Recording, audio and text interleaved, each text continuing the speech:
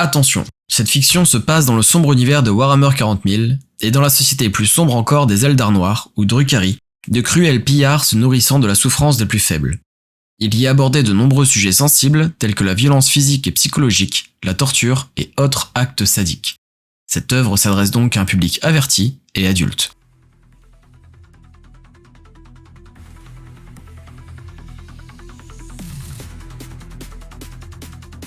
Les Chroniques de l'alarme de Ronce. Épisode 7. Souffrance. Lors du précédent épisode, Sherktan est rentré auprès des siens, et les Mandragores ont fait leur première livraison de captifs. Bien qu'il aimerait se soigner et se reposer, Sherktan réalise que toute la cabale de la langue venimeuse est à ses trousses, et que les Mandragores n'attendront pas. Pressé par le temps, il donne quelques instructions, et se prépare à boire le contenu d'une fiole entière.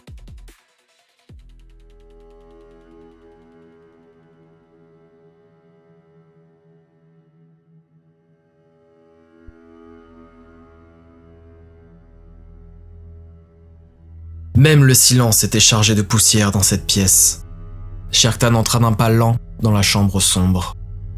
Le lit à baldaquin, le siège de métal, les coussins fossilisés par le temps.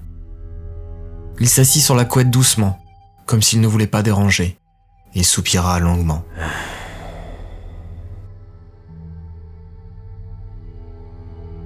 Sherktan se massa les yeux doucement. Il avait mal au crâne, mal aux côtes, mal à l'épaule, mal au ventre. Il était fatigué. Il avait faim. Il jeta un regard épuisé vers le couloir qui menait à la grande pièce. Là-bas, ses troupes s'affairaient. Mezranea réparait le saccageur. Sangzu, Cosidrion et Hart s'occupaient des captifs et de l'énervifage Rubeus. Kaereruit et Izrakei testaient les 3 recrues potentielles. Les choses se déroulaient selon ses ordres. Les Mandragores pouvaient apporter d'autres livraisons. Il saurait les gérer. Il pourrait s'autoriser à dormir. Il baissa la tête et regarda ses pieds. Son armure cabossée et couverte de poussière.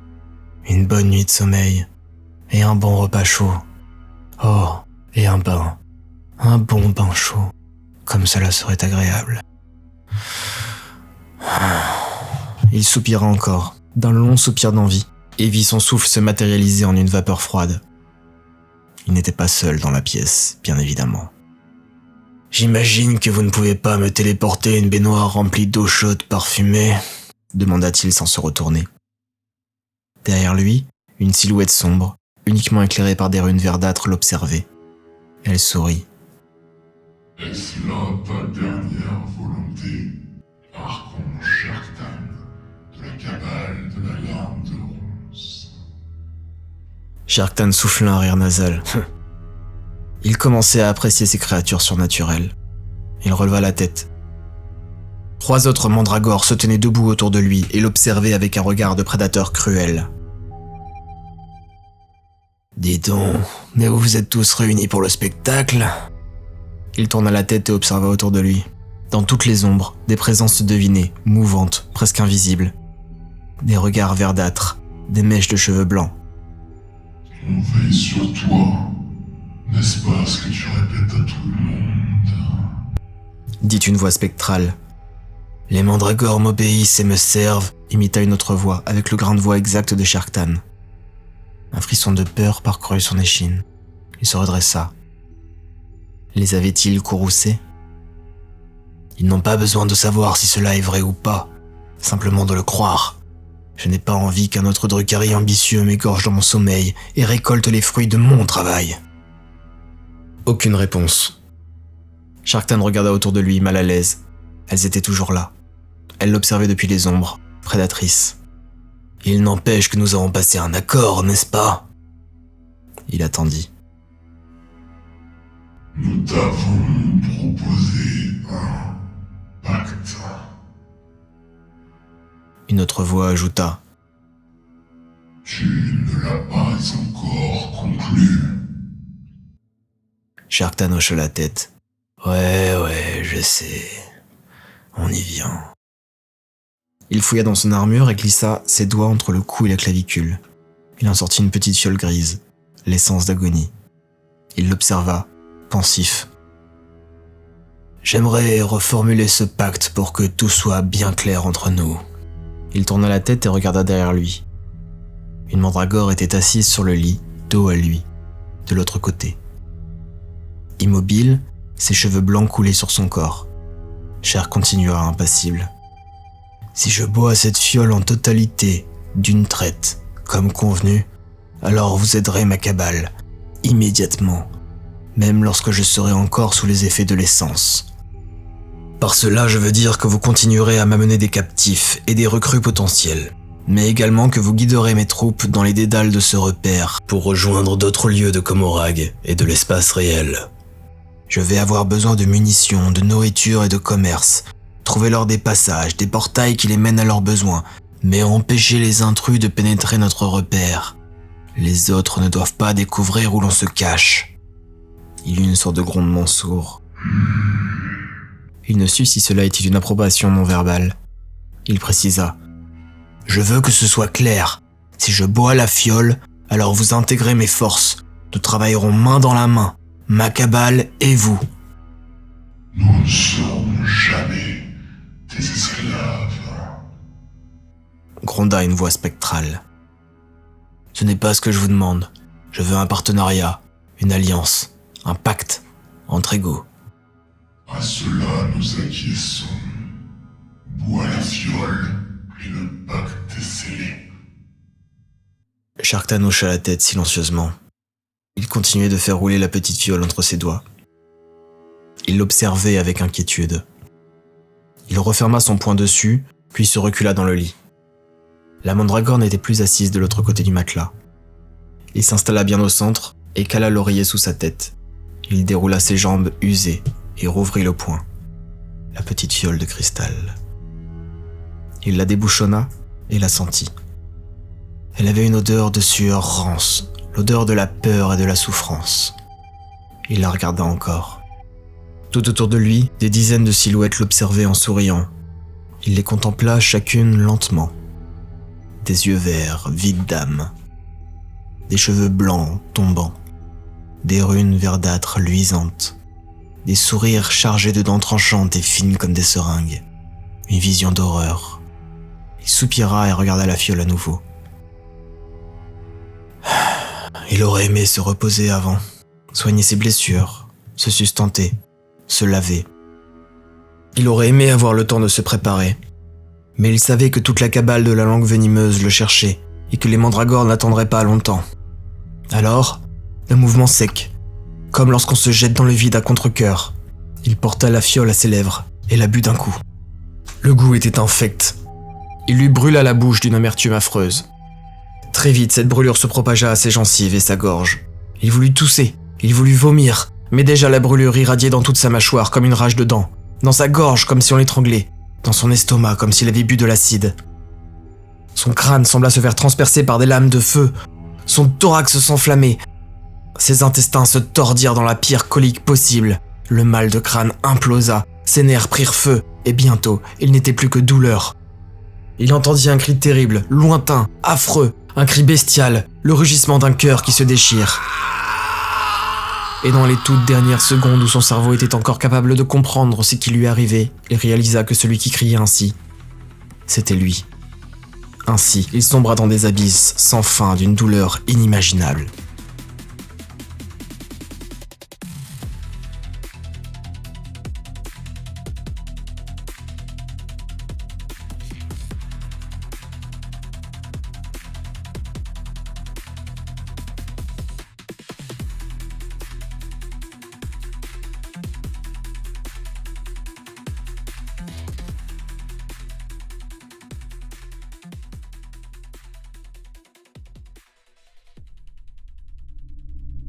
Mesranea entra dans la chambre du roi souffrant.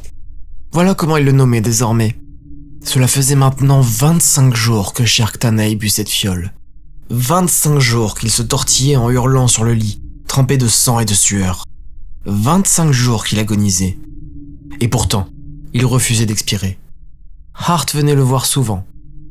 Il se relayait avec Sangzu pour le garder sous surveillance en permanence.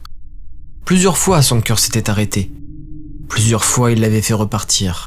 Non pas par gentillesse ou obéissance, non, bien au contraire. Pour pouvoir continuer d'observer ce spectacle incroyable. Car quel spectacle!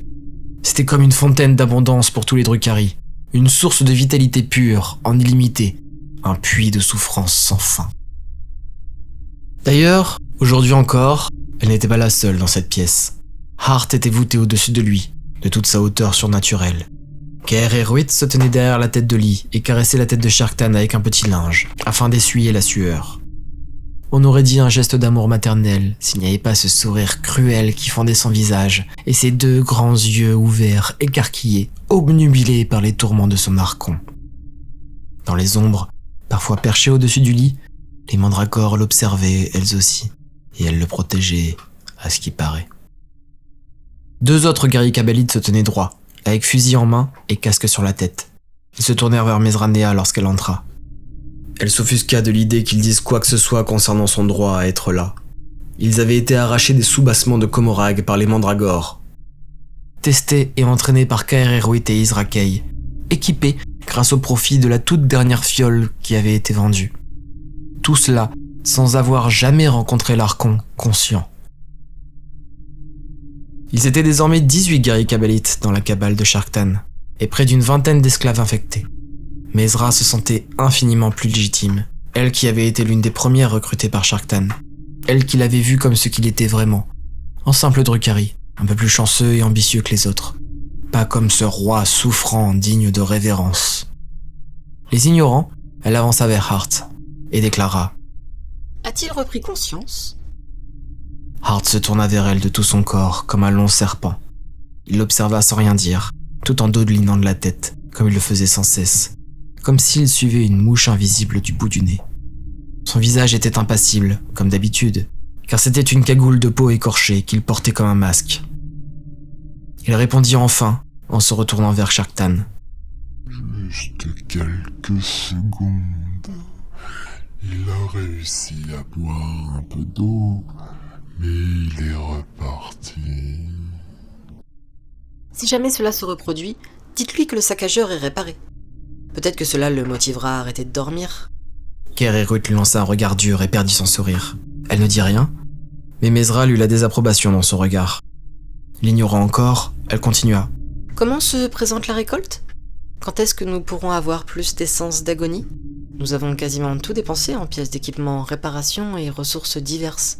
Si les mandragores continuent d'amener les recrues, nous n'aurons bientôt rien à leur donner. En quoi ça te regarde ? Tu te prends pour qui ? Grogna Kereruit. Je t'ai parlé, toi ? Répondit sèchement Mesranea. Hart continuait de fixer Shark Tan sans rien dire.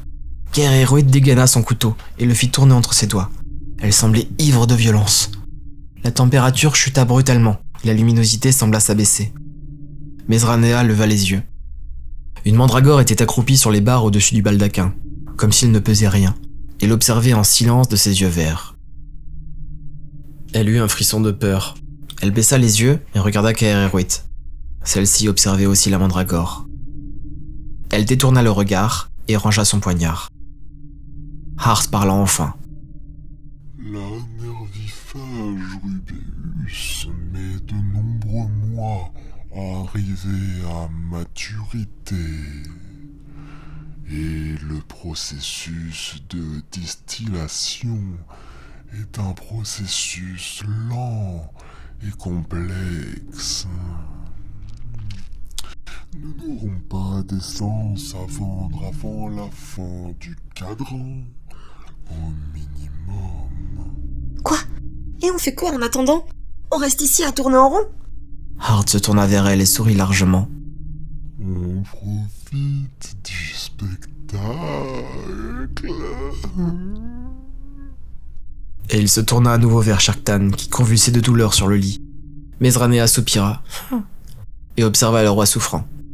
Il ne se passait pas grand-chose, à vrai dire, mais il y avait quelque chose de réconfortant à être auprès de lui. C'était comme regarder un puissant feu de cheminée en hiver. Quelque chose dans la danse des flammes et le crépitement du bois réchauffait le fond de l'âme. Et bien là, c'était encore plus fort et plus agréable. Les griffes de la soifée s'éloignaient. Le cœur battait plus fort. On se sentait comme rajeunir. Shark Tan toussa soudainement une mousse jaunâtre qui coula le long de sa joue. Mesranea ne put s'empêcher un petit gloussement de plaisir.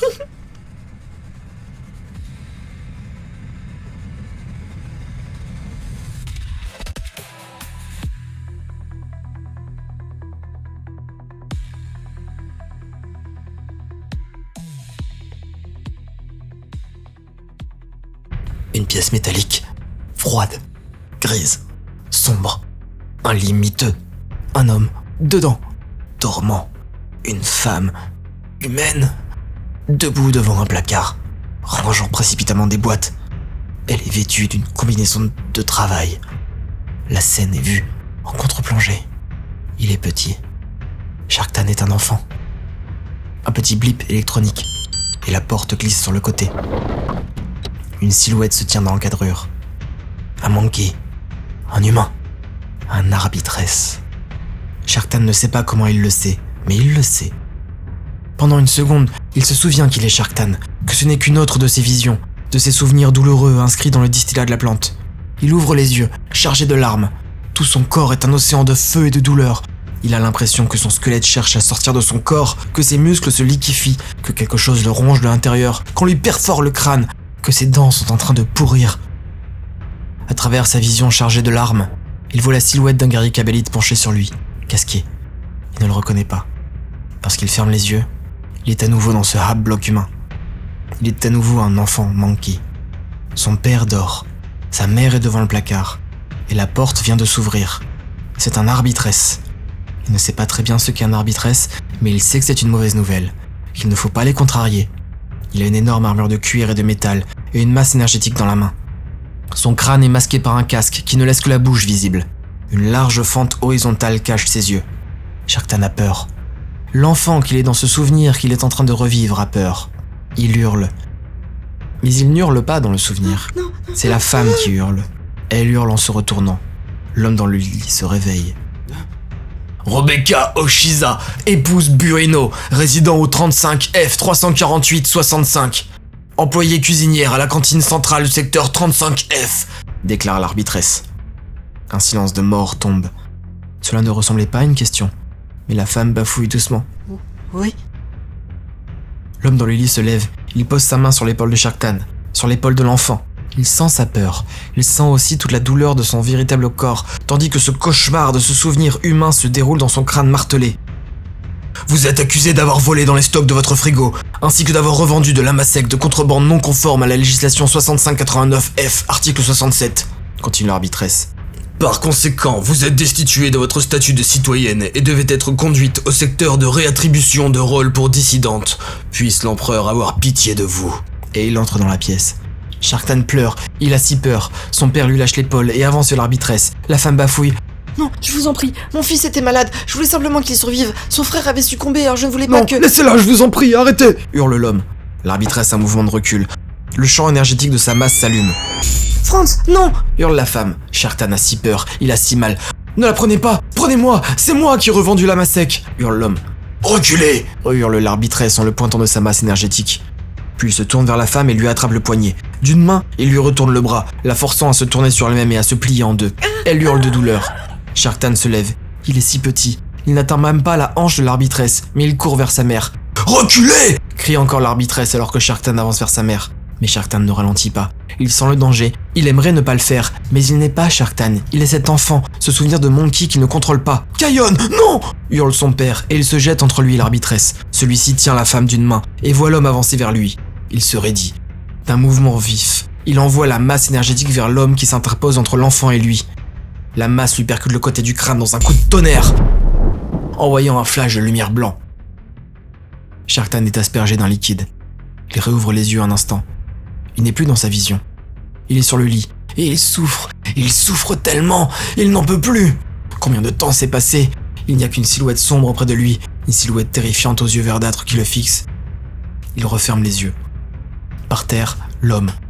Le crâne est ouvert, le sang coule, les yeux regardent dans le vide, figés dans la peur. La femme hurle, Sharktan lève les yeux, sa mère est en sanglots. Elle hurle un cri de douleur et de tristesse.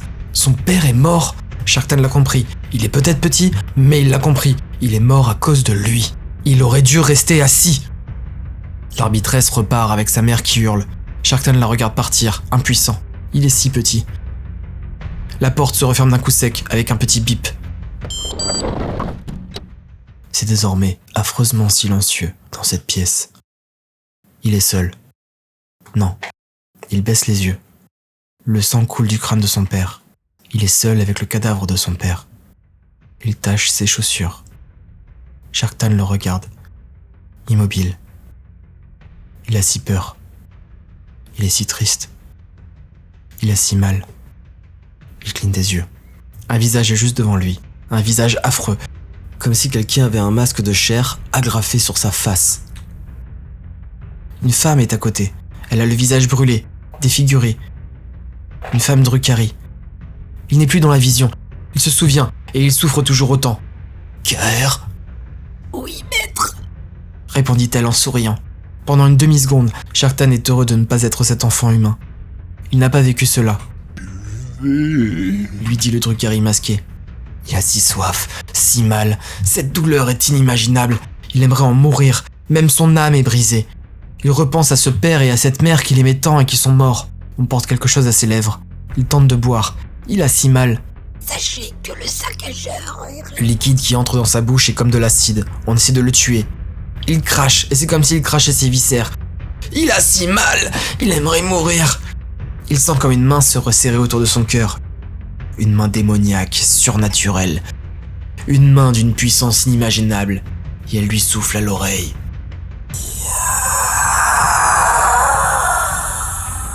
La soifée. Non! Je suis Sharktan, archon de la lame de ronce, et je ne mourrai pas. Jamais Et il est à nouveau dans cette cité ruche. Il est à nouveau un monkey. Il est toujours petit. Un peu moins petit. Mais toujours pas un adulte.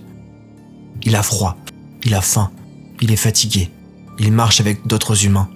Certains sont des enfants comme lui, d'autres des adultes. Il porte un lourd sac à outils. Il a une tenue de travail sale. Tous ont des codes-barres à l'arrière du crâne qu'ils ont rasés. Soudain, il prend à droite et sort du groupe. Il marche rapidement et s'éloigne. Mais tous les autres sont trop fatigués pour regarder autour d'eux, trop apathiques pour en avoir quoi que ce soit à faire. Il avance dans un couloir de métal sombre. Regarde derrière lui que personne ne le suit. Il jette son sac à outils dans un coin sombre. Il tourne à gauche. Il court encore. Il arrive enfin devant une grande porte. Sur le côté de la porte, il y a un torse de femme surmonté d'une tête. Des dizaines de câbles sortent de son thorax et de son crâne. Sa bouche est remplacée par une grille Vox. Sharktan s'approche. Il pleure. L'enfant qu'il est dans le souvenir pleure.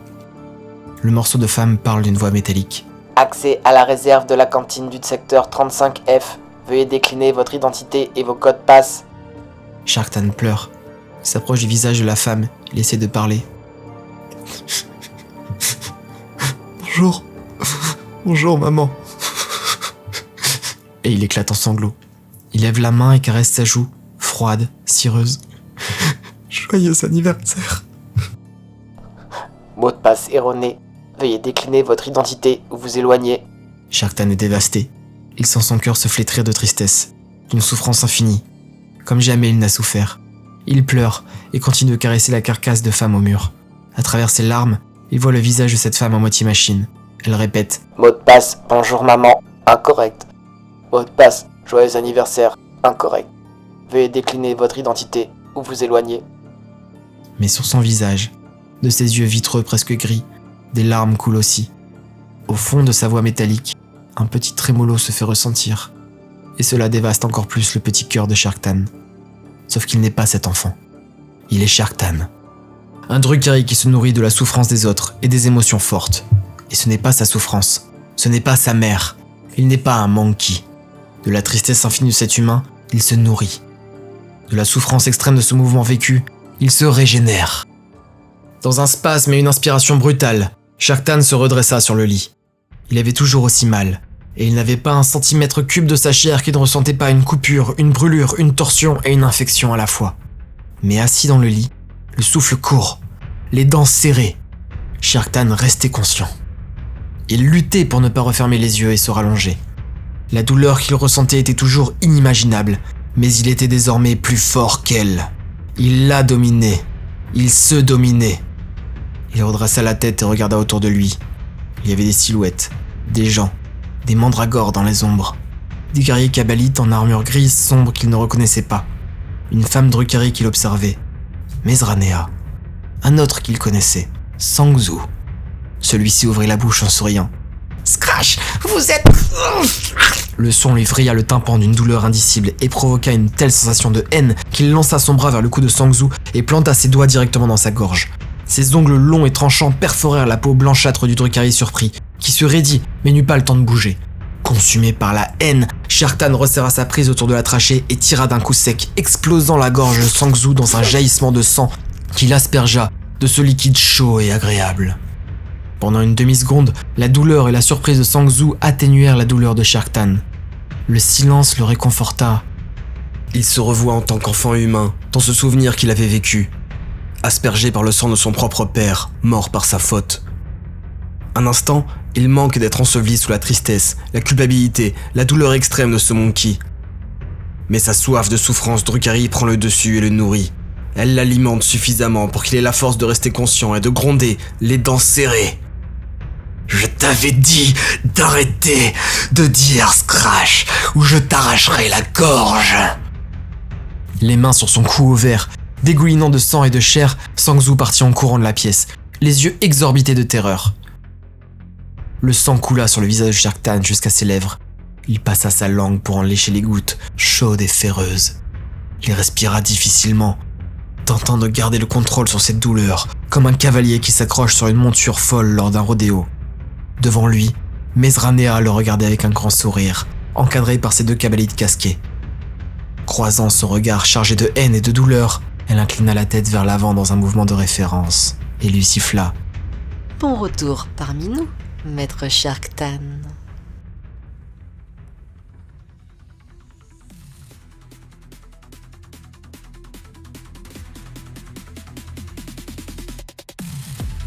C'était le 7e épisode des Chroniques de l'Alarme de Ronce et le dernier épisode de la saison 1. La cabale de Shere Khan est désormais fondée, et lors de la saison 2, nous suivrons les aventures de celle-ci contre de nouveaux ennemis, notamment dans l'espace réel. Alors parlez-en autour de vous et abonnez-vous pour ne pas rater les prochains raids contre peut-être votre armée préférée. A bientôt pour de nouvelles aventures.